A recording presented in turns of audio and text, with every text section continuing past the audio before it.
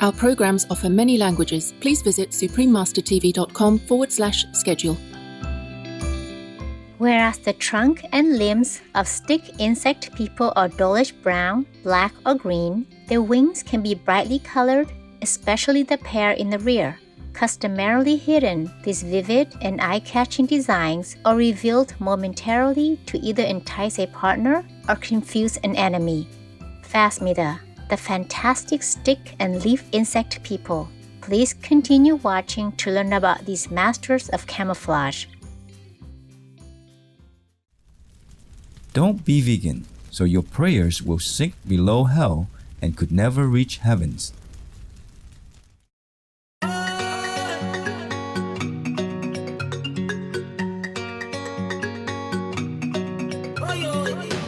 Bonjour, comment ça va? Means hello, how are you? In Seychelles Creole, one of the languages spoken in the Republic of Seychelles. Attentive viewers, my name is Alki and I am a vegan graze leaf insect person. The peaceful islanders of this archipelago pray for your life to be blessed with heaven's sweetest love.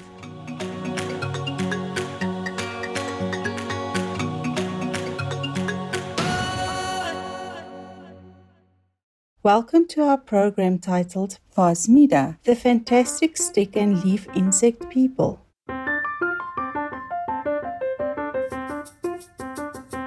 Have you ever been outdoors and seen a leaf or twig that suddenly got up and walked away? That was when you realized it wasn't part of a plant but an insect person displaying their God-given camouflage. I'm glad if you had such an excellent introduction to the order Phasmida. It comprises the world's stick and leaf insect people. We have representatives on all the continents except Antarctica, but most of us prefer rainforests and shrubby areas with an abundance of foliage for our food and protection. My cousins, the stick insect people, tend to have thin and stiff bodies designed to look like plant stems. We will find out much more about them in the second half of the show.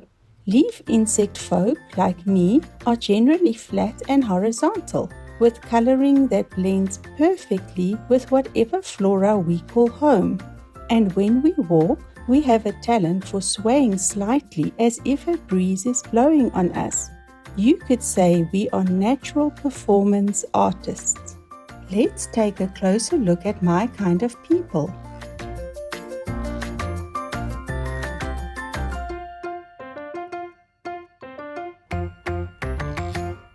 Our family name is Phasmida, and we only have about 100 species spread across South Asia and the tropics, from Madagascar in the west to Indonesia in the east. We prefer high humidity and warm temperatures ranging from 24 to 28 degrees Celsius. Some of us like to live up in the rainforest canopy, far from the madding crowd, but the poor entomologists can't prove it because we're a few dozen meters above their heads, enjoying the spectacular view.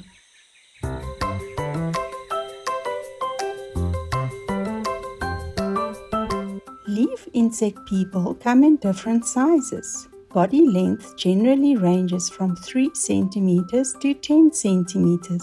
However, the largest species, Philium giganteum, has females that are longer. We ladies tend to be bigger than our gents anyway. They are more slender. Perhaps it's because we have different responsibilities. The males can fly, we cannot. The guys have long antennae, the gals are short. But a common trait among all the people of our kingdom is a coloration that matches the plants we live on.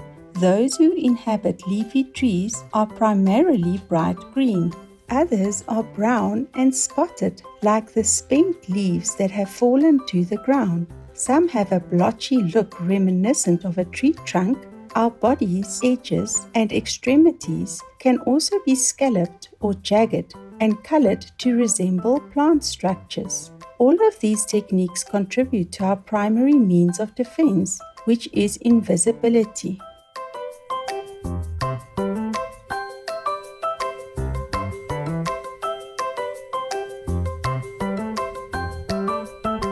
My species is named after George Robert Gray, an English zoologist and author who started describing insect people while working at the British Museum, now the Natural History Museum in London, United Kingdom. When he discovered us in 1832, we were his first encounter with a Phasmid species, and he originally called us walking leaves. The following year, he was one of the founders of the Royal Entomological Society. Do you know the meaning of entomology? It's the branch of zoology concerned with the study of insects. Gray's leaf insect people have a reasonably wide body, and you will often see two small round spots on the abdomen. The markings on our forewings are very similar to the veins of the leaves we live on. We like to eat the fruit of mango, guava, and rambutan trees. The males are more elongated than us females, and we are heavier than them. After all, we have to lay approximately 500 eggs in our brief lifetime. By the way, we know a trick called parthenogenesis. It means we can lay eggs that will develop into embryos without being fertilized by a male. How cool is that? It's not a technique we use all the time, but we do it a lot. The only downsides are that incubation takes about 2 months longer, and our unfertilized eggs produce females only. Curiously, all of our larvae are dark red when they hatch out, but within a week they turn green.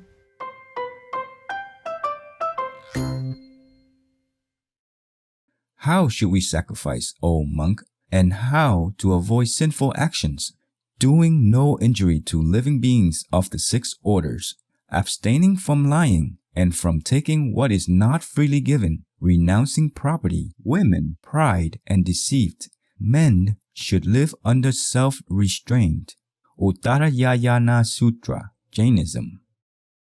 Let's pause for a moment to feel the earth vibrating with the ecstasy of God's love. We will return shortly to learn about other miniature experts in disguise, so please stay tuned to Supreme Master Television.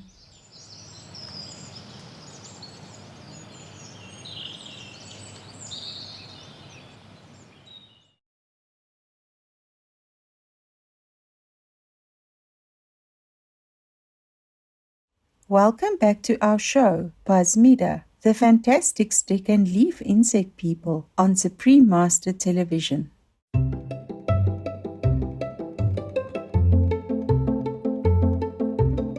As their name suggests, stick insect people have bodies that look like plant stems and twigs.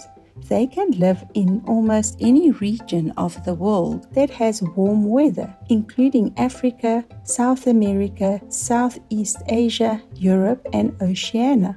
They prefer woodlands and tropical forests where they can be surrounded by trees. These phasmid relatives of mine demonstrate much more variety than leaf insect people and boast about 3,000 species. One of the smallest of these, Timema christini, hails from North America and measures 13 millimeters. On the other end of the size spectrum, Phobaticus kirby is one of the longest types of insect people. These natives of Borneo can reach over 53 centimeters when they stretch out their legs.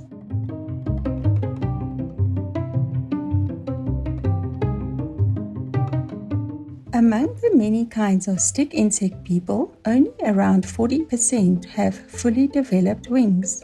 And of those who are winged, only the males can fly. They are lighter than the females and often need to tour around searching for a mate.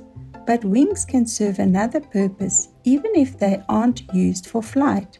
Whereas the trunk and limbs of stick insect people are dullish brown, black or green, their wings can be brightly colored, especially the pair in the rear. Customarily hidden, these vivid and eye-catching designs are revealed momentarily to either entice a partner or confuse an enemy. If trouble manages to get too close for comfort, stick insect people may put Plan B into action. Some of them can change their body color like a chameleon to match their surroundings. Others can emit a nasty smell or spray a sort of tear gas. If all else fails and they are caught by a limb, stick insect people are able to escape by breaking their leg at a joint and then regrowing it the next time they molt.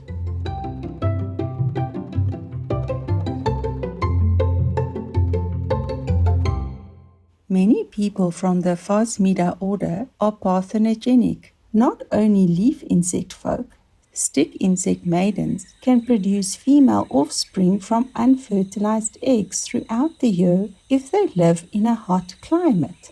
Otherwise, in cooler environments, they lay their eggs in the fall before they die, and a new generation arrives in the spring. Expectant mothers deposit eggs that look like seeds with a layer of fat called the capitulum at one end. The moms have various methods of protecting their offspring, and one of the most remarkable involves a mutually beneficial relationship with ant people. When those tiny beings find a stick insect person egg, they carry it home and eat the fatty deposit. The egg itself is set aside like refuse, but is safe within the nest and continues to incubate. After the nymph hatches, it finds a way out of the colony. When stick insect kids first emerge, their compound eyes are small and attracted to light, which motivates them to leave the ground and climb into some suitable foliage. But each time they molt, their eyes get bigger. They develop more facets, and their photoreceptor cells improve. Though they are initially daytime foragers, by the time they are adults, their eyes are too sensitive to the sun and may be damaged by its radiation. That is why fully grown stick insect people are mainly active at night. During the day, they hide under plants and enter a state of deep rest called torpor. What else of interest may I share with you? Stick insect people normally walk on 6 legs, but they also frequently need to hang upside down. How can their limbs produce adhesion on demand? The answer is they don't. Scientists have discovered that my clever cousins have different kinds of pads at the front and back ends of each foot. The toe underparts are tacky all the time. Beneath the heels are patches of tiny, specialized hairs that create maximum friction with minimum pressure.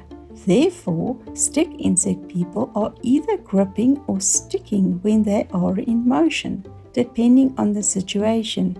Isn't that fascinating? By now, I'm sure you understand how important trees are for the survival of all Phasmida.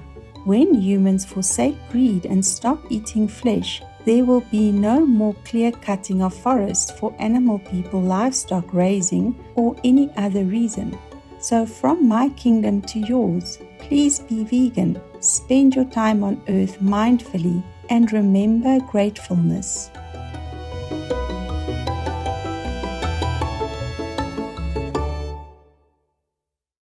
Deny vegan because you don't even love yourself. Friendly viewers, it was an honor to have you join us today. Up next is If You Are Good to Others, God Will Be Good to You, Part 2 of 6 on Between Master and Disciples, right after Noteworthy News.